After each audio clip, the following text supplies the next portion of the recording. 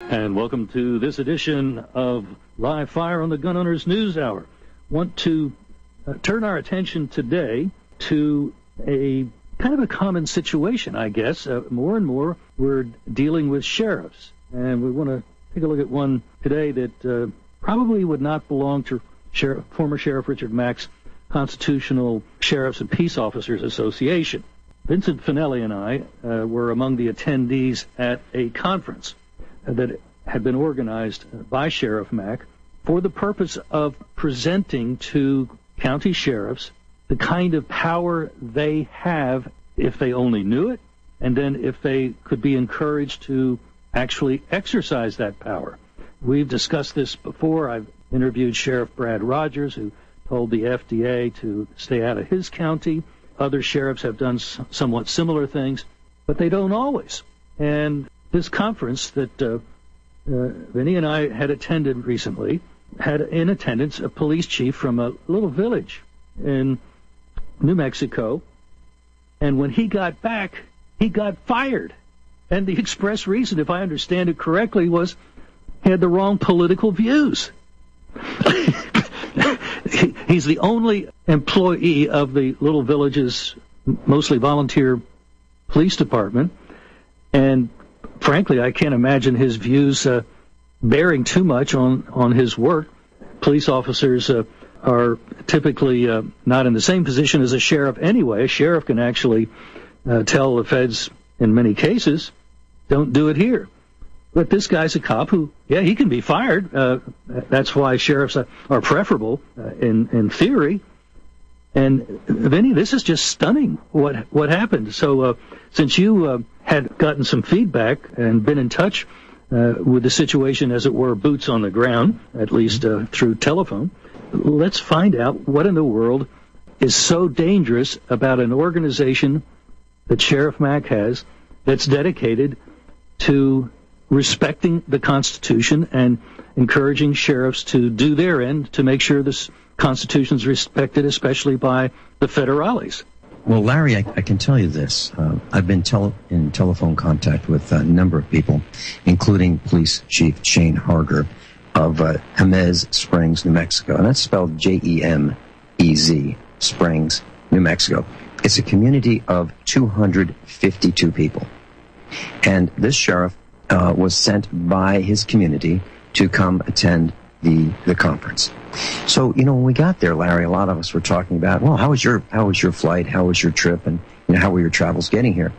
And then making the rounds was this story about Police Chief Shane Harger, a young man, 15 years on the experience, on the protect and serve police environment. And so he was telling the story about TSA and how he was detained for 35 minutes. And what happened was he was asked for his credentials. He had a folder full of credentials. He provided them. By the way, I've been through airports, even in my dreams, I'm sure.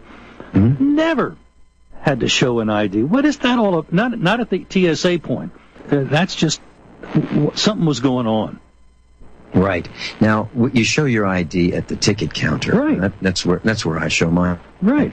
But you know what's interesting? Well, we can get into what happened to me later also. But he provided his credentials, and the next thing he knew, there was a man in a blue suit who identified himself as a federal agent. And he was demanding to know where Shane Harger was going and why. And, so here we have a police chief with an unidentified man that just flashes a badge, like you see on TV, flashes a badge. No way you can even recognize what the badge is for, let alone read what the badge says, let alone read what the ID is and the name of the person on the ID in the picture. So here's a guy, he says he is a federal agent, but Shane doesn't know who he is. No one at this point, other than maybe the sheriff and of the cross-jurisdictional county that Shane Harger is in, knows who this agent is. The FBI has been called in. The TSA has been called in. There are secret meetings without Shane about this. And Shane was considered, this is after the fact now, but before the fact, Shane was considered a person of interest. And this agent, Is that because his name is the same as an actual person of interest? We don't know. We don't know. But they don't tell you anything, do they? They're the boss. They're in charge. You sit down and shut up. Yeah, and some of these guys, are minimum wage employees of the government, TSA with power.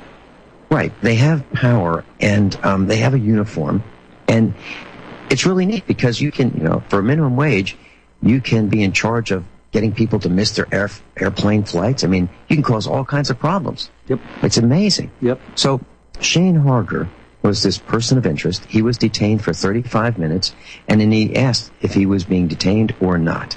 And when he didn't get an answer that he was being detained, he left and hopped on his plane, and everything was fine. And he attended the conference, and he told us the story about his detainment. A lot of us are thinking, wow, what a great story to, so we can pass it on, so we can talk about this and avoid it happening to us.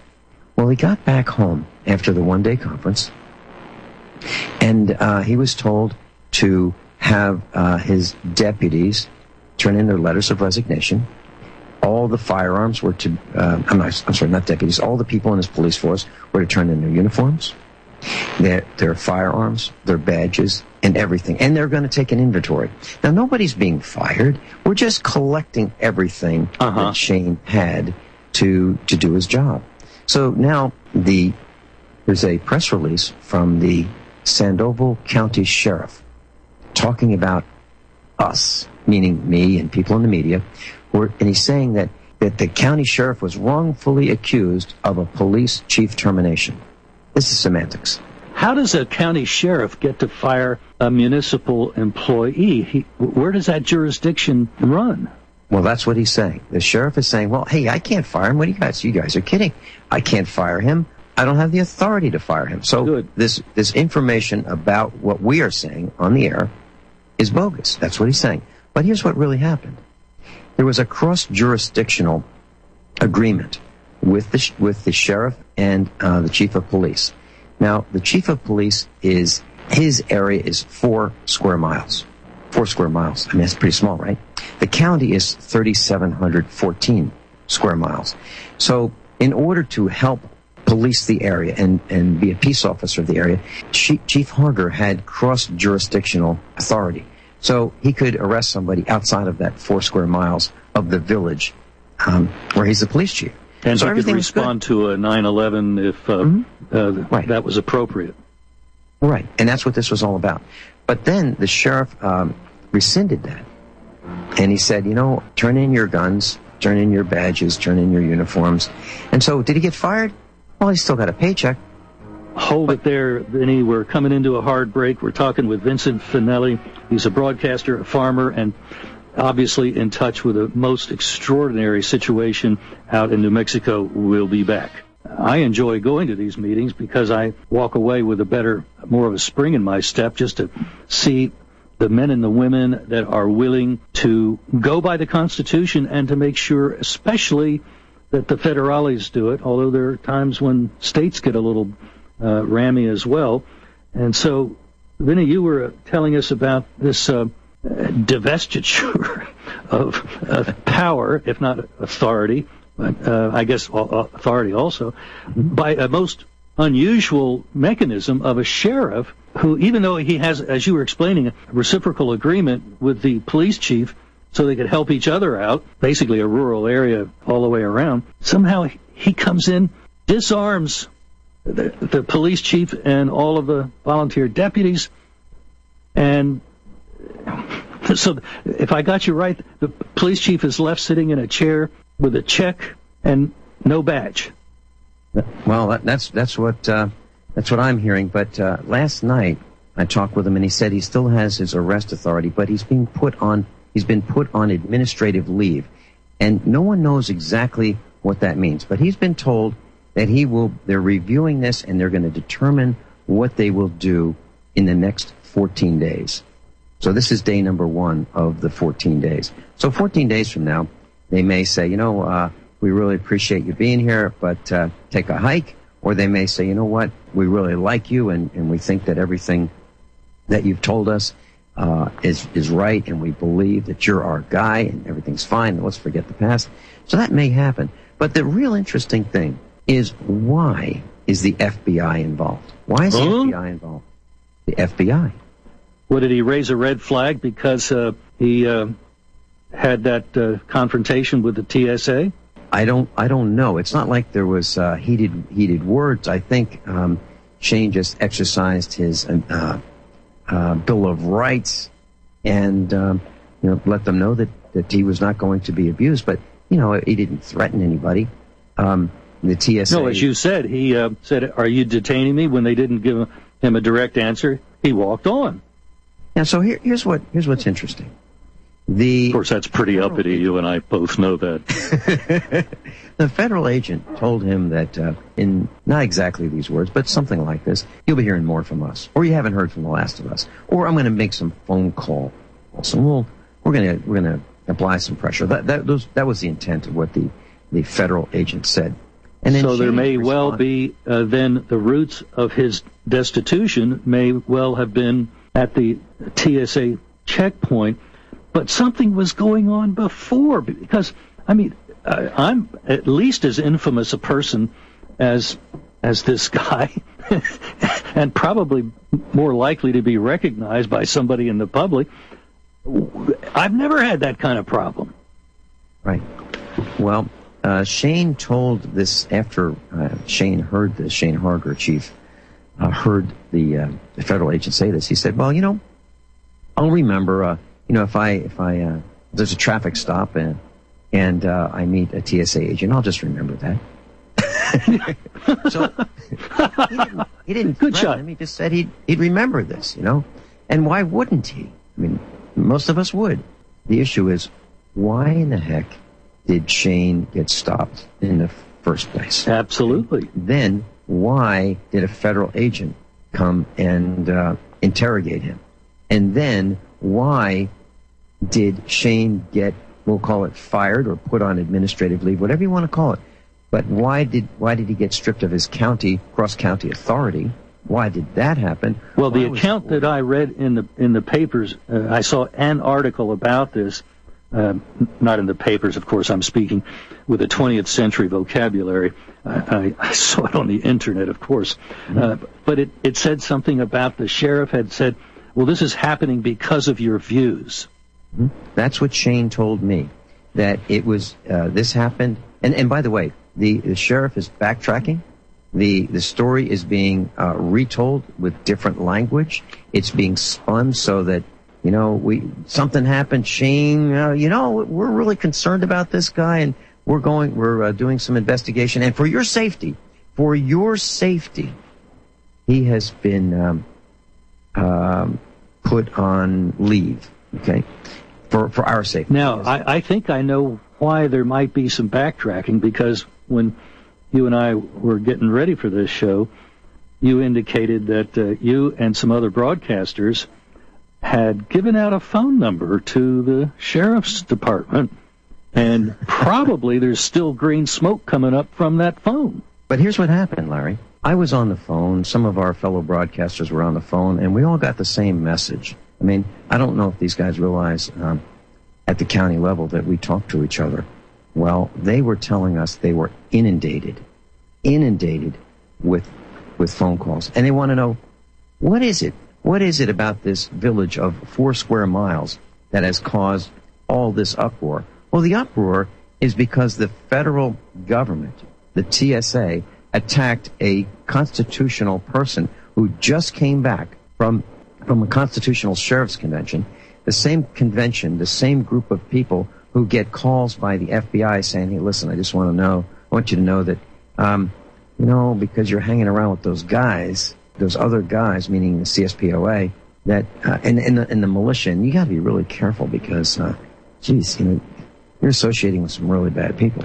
You know what? The proper response to an FBI agent or any other federal agent that would say such a thing is, "You don't have any authority in this area, therefore please hang up the phone. You're tying up my time." Just outrageous. They think they can do anything to anybody, that they're king of the mountain. So Doug Wood put out a press release, and he said, and that came out just today. The press release says, well, we didn't fire police chief, and we didn't do it. It wasn't us. They didn't do it, but they did suspend him. They did put him on this administrative leave, and obviously the normal context of that would be because we are thinking about firing you, and we're trying to figure out how to do it. Yeah. It's a wonderful thing that there are sheriffs and police chiefs who understand and respect the Constitution. And we've been talking about a police chief of a little tiny place out in probably the middle of nowhere in New Mexico who's really been getting jerked around by the county sheriff, and we're not sure where that authority comes from. They had cooperative arrangements, sure, the two departments, the police and the sheriff, but cooperation doesn't mean that I'm your boss. Well, Larry, let me share this with you. Now, Shane Harger was ordered to turn in his badges, his guns, his uniforms, everything else, all his gear, okay, for all of the people that reported directly to him. Now, these are people who are volunteers. There are 10 people that reported to Chief Shane Harger. And you could say 10 people in a village of 252? It's basically a posse. Yeah. And some of these people work 8 hours a month. 8 hours a month. That's 1 day a month, right? So he's got 10 of these guys. Most of them are volunteers. His budget is about $139,000 for the entire year. That includes salaries and everything else. So here's the thing. The Sandoval County, New Mexico Sheriff, Doug Wood, put out this press release, and he said the intent, one sentence is, the village of Jemez Springs Police Department is still intact. Well, that's absolutely true, but it's been disbanded. I mean, these are semantics, and that's why words are so important. So yeah, it's intact. They still have a police chief. He's on administrative leave. He can't do what he used to do. His area of responsibility was reduced from 3,714 square miles to 4 square miles. Larry, 4 square miles is about 8 times the size of my farm. Seriously. It's I mean, he doesn't need a patrol car. They all just give him a bicycle, right? I mean, if you could run a bike on non-paved surfaces. Yeah. So, all right, let's upgrade him. Let's get him a 4-wheeler. 250cc Kawasaki or Yamaha or There Harger. you go. Yeah. I mean, he doesn't need a police car. Heck, it's a really small area. So, is the police department still intact? Well, that's debatable. I would say... well, if you were to call whatever number is in the phone book or on the internet for the police department, my guess is the best you're going to get is voicemail. It's really funny. I'll tell you, this is really true. I was on the phone yesterday, and I said, well, could I talk to the mayor? Well, the mayor is on vacation, but we have Mayor Pro Tem. And I said, well, may I talk with the Mayor Pro Tem? She said, well, I've been trying to reach her, all morning. I can't. I think she's in the shower. I'll tell you what. I'll get in my truck. It's not that far. I'll drive over there. I mean, that's this village that we're talking about. I mean, that describes it the best way that I can think of. And that's not all that different from the village that I live outside of here in Missouri. So I'm not poking fun at them. Now, their village has 2.5 times the number of people that live in our little village. We only have 100 people that live here, and we don't have a police department. And we take care of all these things ourselves. Yeah, I was going to say, it would not be a good idea for anybody to go looking for trouble on your farm. Well, and you know what, Larry? They know that. Honestly, they know that. People have talked about that, and they said, I don't think we should mess with those guys, meaning our farm. But the FBI is involved. Now, how do we know this? Shane told me that there was a meeting, and Shane was not involved in this meeting. So it was the TSA, the sheriff, and the FBI. Now, what could those guys be talking about in private about Shane Harger? That's so important. Why did the FBI call the sheriffs and peace officers associated with the CSPOA. Why did they call them? You know what I think is possible? That in their overheated imagination, they're assuming that Sheriff Mack and the people that he assembles come together in order to plot the overthrow of the government. And, why don't they just send a spy and find out what really goes on? And I think they've done that, and so therefore they know what the group is all about. And I guess you got to say that what really ticks them off is somebody has found an effective way, that is the county sheriff, to tell the feds, sorry, I don't see it in the Constitution. Get out of my county. Sheriffs are doing that. And I think that's what's driving them nuts. Larry, let me tell you this. I was threatened by a Missouri state representative. I won't mention the person's name. But this person said to me, Vinny, if you don't stop broadcasting, shut down your expo, and shut down usaprepares.com, I will call a press conference. I will call the 73 news outlets, the newspapers, the radio stations, and the television stations. And I will expose you as a person who is an anti-Semite, an anti-Zionist, someone who believes in UFOs and aliens, and is advocating the violent overthrow of the United States government. Well, obviously, they've never been to any of the Sheriff Mack meetings. Yeah, well, here's my response was, go ahead. Yeah. I mean, that was my response. In fact, let me know, and I'll be there, too. And that was, a couple of years ago when we were just beginning. I can understand. Let's just take a step back. This is somebody that's got, a kind of a medium-level office. I've held such an office myself. And they've obviously let the power go to their head. They're full of beans. Yeah. Trying to shove a guy around like that, obviously they never heard of the First Amendment, but they might find out about the Second. Here's the reason, Larry. Sheriff Richard Mack has founded an organization, and it's growing. And I can understand the pressures that he gets, because I get them. I have a little meetup, and it's about 110 people typically on Monday nights, and we have been infiltrated. We've had the government spies show up at our, usaprepares.com meetups after the broadcast on Mondays at Ziggy's Restaurant in Springfield, Missouri.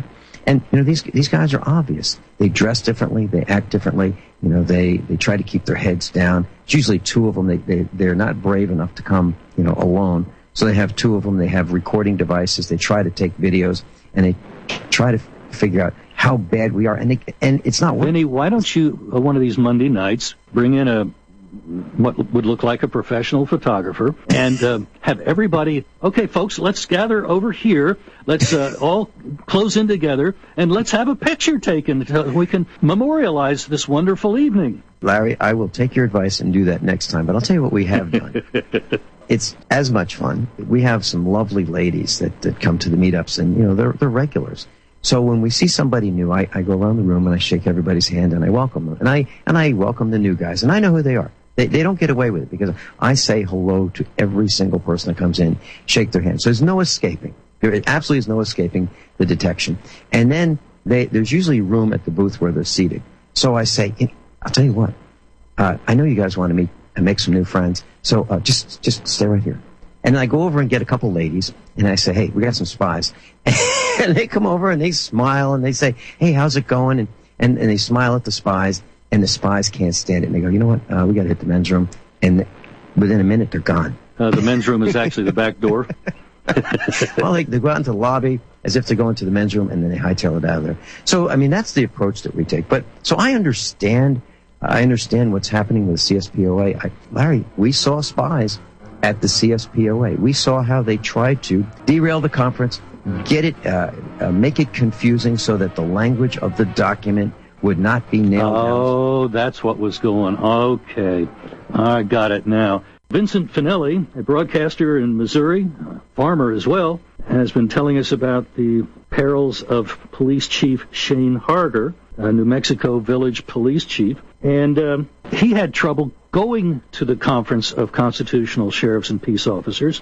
Vinny, apparently they gave you a bit of a go on your way back. Well, it's interesting, Larry. I'll tell you why. when you arrive at the airport, you can put your credit card in one of these automated machines. The credit card knows who you are and can print out the information on an automated slip of paper that you then take over to the TSA station. And they read it with a barcode, so now they know who you are. So everything was going fine, and I show up and go through, present my slip of paper with the barcode, and I enter the corral with everyone else that's waiting for their baggage, their carry-on baggage, to be scanned with X-rays. And then most everybody is, delighted to get physically X-rayed by the scanner, of their person. I must say, Vinny, I decline that. I would rather be groped than radiated. They keep insisting that it's not a harmful kind of scanner. And, when the government promises me something like that, I don't think I'm going to put my life on it. Right. Well, of course I don't either, Larry. So I said, no, I'm not going through that scanner. I am opting out. No, that's a big problem. So I'm there opting out. All of a sudden, the conveyor belt shut down. Now there's no X-raying of any baggage that's carrying on. Now everybody's getting really kind of anxious because they're thinking, next thing that's going to happen is they're going to miss their flights. That's what they're thinking. So I grabbed this guy's attention and I said, look, I'm here and I am not going through that X-ray machine. So let's opt out. And he said, okay, stand here, wait for somebody. Then somebody comes over and, okay, wait over here, then move over here, wait here. So I've waited in these several positions and finally I'm told, okay, come on over here to this pat-down station. They had a couple of these stations. And the TSA guy in uniform had his blue gloves on. He's ready to pat me down. I looked at him like, I didn't say it, but I looked at him like, you're not using those gloves on me. Well, he said, well, let me just check these gloves. So he swabs them down and puts the swabs in the reader. And the alarm went off, Larry. The alarm went off, and he goes, it's okay, it's okay, it's okay, it's okay. Telling everybody they do not need to jump me, throw me down to the ground, because it's okay. And I looked at him and I said, what was that?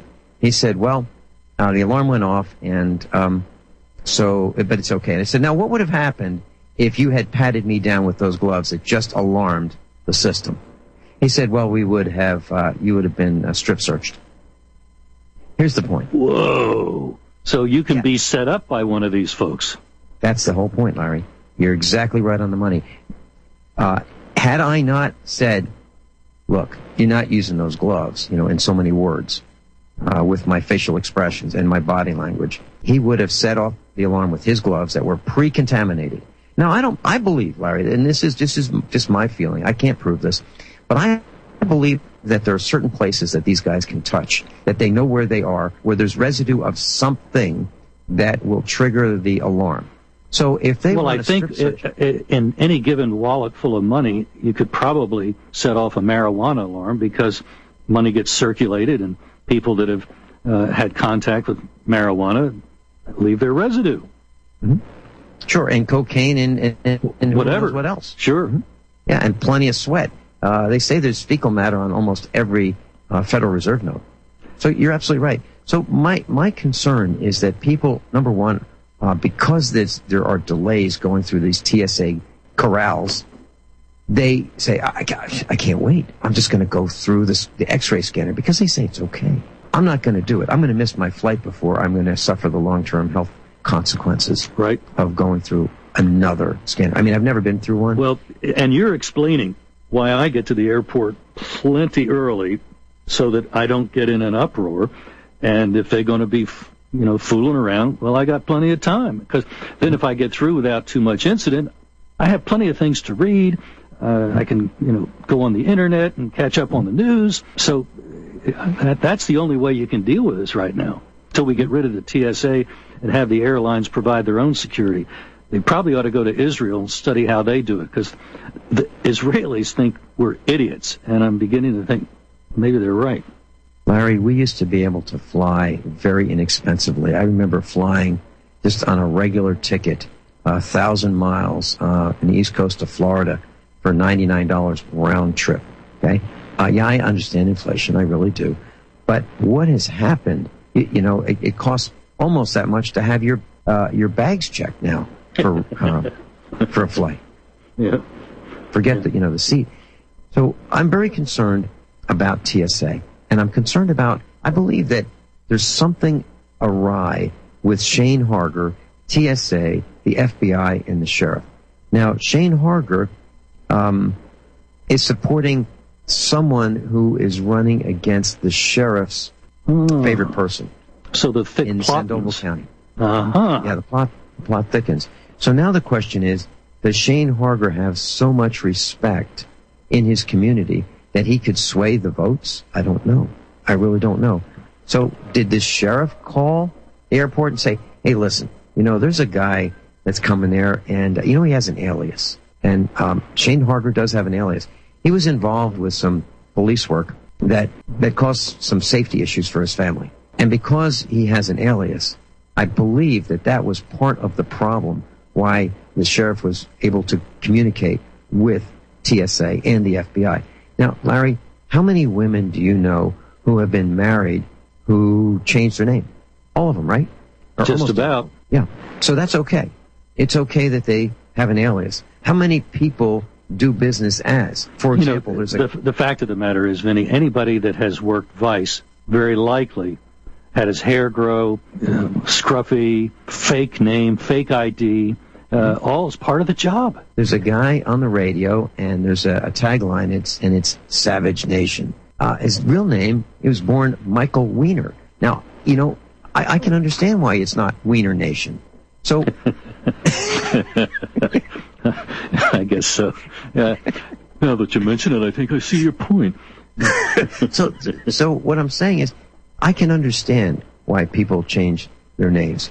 I haven't. I'm using my real name on the radio, and I'm perfectly fine with that. And I made that decision.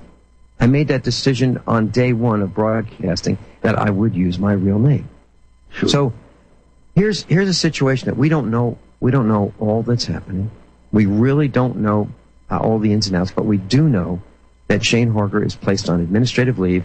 His area was cut from 3,714 square miles to 4. We understand that all of his entire police force has been disbanded, and yet the sheriff says, no, the police force is still intact. That's his words. Let me read to you. And the village of Jemez Springs Police Department is still intact. That's not correct. It's not intact. Right. It's been disbanded at his order. So here's a press release that is absolutely bogus, and this sheriff is saying in a press release that the CSPOA convention. He talked about that, and he said the story that we are talking about right now is fictitious and without merit. So here is a elected official saying that what we're saying is not true. Well, I'm glad he has decided he needs to engage us. Frankly, we ought to invite him to one of the meetings. He might find out that it really could be educational for him. Yes, and we've invited him on the air. So I'm going to call him right after the broadcast and invite him on the air. Let's see what happens. Vinny, I love you. That's great. Take care, my friend. Well, this may seem like just a small local story, but it shows how the police themselves will suffer when the government's allowed to cut itself loose from the Constitution. And it shows how the mainstream media can make itself a tool of the government to crucify those the government doesn't like. We all know how abusive and vindictive the TSA can be. We've seen this released in recent news articles. But the key question here is, was the TSA able to get an entire small-town police department disbanded and its police chief put on leave? We reported 5 days after the chief was placed on leave. 4 days after our report, KOTA Channel 7, the ABC Disney affiliate in Albuquerque, ran a report that completely changed the timeline of events and made false allegations about the chief. Chief Harger was stopped by TSA and questioned about his 2 IDs. At the convention, he spoke with an internet talk show host. The story grew on the web, but it caused Sandoval County to do some digging. The sheriff revoked Harger's authority to do law enforcement in the rest of the county outside of the village. Let's take these in reverse order. I verified with Sheriff Mack, who runs the CSPOA and presided over the convention, that there were no internet interviews at the convention. I also verified that the earliest report from Vincent Finelli was 4 days after the chief was placed on leave. So the sheriff didn't learn of the incident from the internet. Unethical, unconstitutional TSA agent. He made the statement to me, I know people in your district, and I'm going to make some phone calls. Well, he lived up to his word. Chief Harger has just obtained this security footage. All your stuff checked in? Yes, Mind sir. if I take a look at your ID real quick? No, not at all. Okay. You guys didn't go to any other ticket counters? You guys go to the checkpoint already? Did you go up to Yeah, we went to a check. We went to the TSA. Yes, sir. All I said was, I have a ticket under Shane Harger. My driver's license for that name is expired. Will they still let me fly? They said, go talk to TSA. So I asked for a supervisor, not a rookie, and talked to the supervisor and said, here's the deal. I have 2 different applications because of the nature of what I do for a living. My ticket is under Shane Harger. What do I need to do? And I said, no, as long as you've got information for Shane Harger, you're good. So we came here and got our ticket, and we were confronted by them. But later he was approached by a man in plain clothes who identified himself only as a federal agent. And so he demands to see identification, and I tell him, we've already been through this. I've already presented my identification at least 3 times to various officials. What's going on? And he told me that I was a person of interest, that I was listed as being suspicious. So I comply. I give him my credentials. I finally just asserted my First Amendment rights, my Fourth Amendment rights, and it really upset him. You could see it in his demeanor. Ultimately, I gave him a scenario. I said, sir, the way you're treating me, I said, how would you like it if I were to treat you that way? When the chief returned, his entire police department was disbanded, and he was put on administrative leave, even though just 2 days before he left, he had been given a meritorious commendation by the mayor. The sequence of events reported by KOTA is false, but the real thrust of their report is to attack the police chief for having 2 names. The police chief with 2 identities goes before his village council tonight. Leaders in Jemez Springs insist they are perfectly happy with Shane Harger, but others still have questions about a man with 2 names. Some are happy, but others have questions. Must be something shady. Their spin is that this is a case about a police chief with 2 names, and just so you don't miss the point, they leave it up throughout the entire report on the lower thirds. KOTA does briefly mention why Chief Harger has 2 names. I have a valid driver's license under Braxton Hayes. That is true. An identity he says he assumed following his interview in the Levi Chavez case. It was done lawfully and legally. Chief Harger's role in the Levi Chavez case, where another cop was charged with murder, was much more than just an interview. It sheds light on why he would have 2 names, and it also sheds light on his character. Levi Chavez was a cop who said his wife committed suicide using his service revolver. Shane Harger was a deputy and first on the scene. There were several things that led him to believe that it was not a suicide, but a possible homicide. And then Chavez's police friends showed up, out of their jurisdiction, and started destroying evidence. According to the deposition, Deputy Shane Harger said he was appalled when he was told by an APD lieutenant he was going to cut up and remove bloody sheets. Harger said in the deposition, quote, I was appalled that a lieutenant of a renowned agency as Albuquerque Police Department would even consider entering a homicide scene out of his jurisdiction, let alone remove evidence. That was a report at the time of the trial from another Albuquerque TV station, KOB Channel 4. But KOTA Channel 7, that is now attacking Chief Harger, reported a police lieutenant suspiciously destroying evidence this way at the time. But when O'Connell saw the bloody bedding and mattress, he asked and got the okay from the Valencia County Sheriff's Office to clean it up. He became a little emotional when he explained why. I had a personal experience with suicide in our family. You can tell that was pretty difficult for Lieutenant O'Connell to say again. So Lieutenant, who should know better and who's out of his jurisdiction, calls and gets permission to destroy evidence, and it just so happens that the suspect is a friend and fellow cop, and KOTA has no questions about that? The suspect's uncle, Robert Chavez, was a sheriff. Shane Harger was offered a job and accepted, not knowing that they were related. The murder suspect's father, Levi Chavez Sr., also worked for Robert Chavez and allegedly approached Shane Harger to give favorable testimony about his son. When you look at what came to light during the investigation, the destroyed evidence, the alleged car theft ring being run by the Chavez law enforcement family, and the multiple suicides of people involved with the Chavez family cops that were killed with police service revolvers belonging to the Chavez family members, it appears that Shane Harger had very good reason to fear for his life.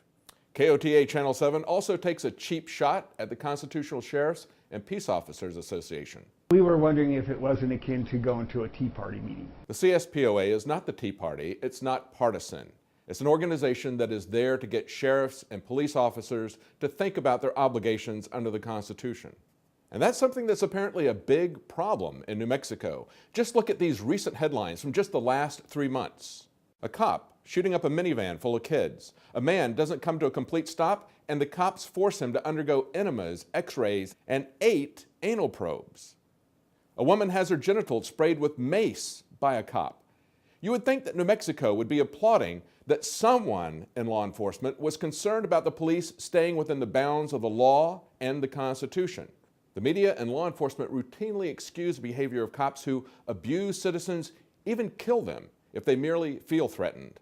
But if a cop like Chief Harger gets death threats because he's testifying against another cop, he's somehow bad if he legally gets another name to protect himself? While KOTA attacks him, they're ignoring some very serious questions that affect us all. Was he targeted by the surveillance state because he's going to a constitutional sheriff's meeting?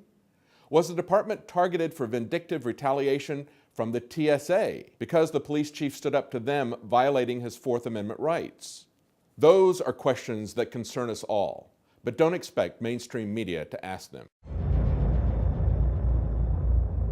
The Bill of Rights protects every American's God-given right to keep and bear arms. Now that right is being seriously undermined as legally registered rifles are being confiscated in some parts of our country. If we're not careful, we may find ourselves with no right to own guns, and that's where Gun Owners of America comes in. Gun Owners of America is in Washington every day fighting for you to keep that right. Congressman Ron Paul has called GOA the only no-compromise gun lobby in Washington. You need to be part of this great grassroots group of activists who are keeping the heat on their members of Congress. Find out right now how you can join. Call 888-886-GUNS and get started receiving their fact-filled newsletters and action alerts. Call 888-886-GUNS or go to their webpage at gunowners.org and help make your voice heard in Washington. Make that call right now and call Gun Owners of America at 888-886-GUNS. Remember, it's not just about gun control, it's about control.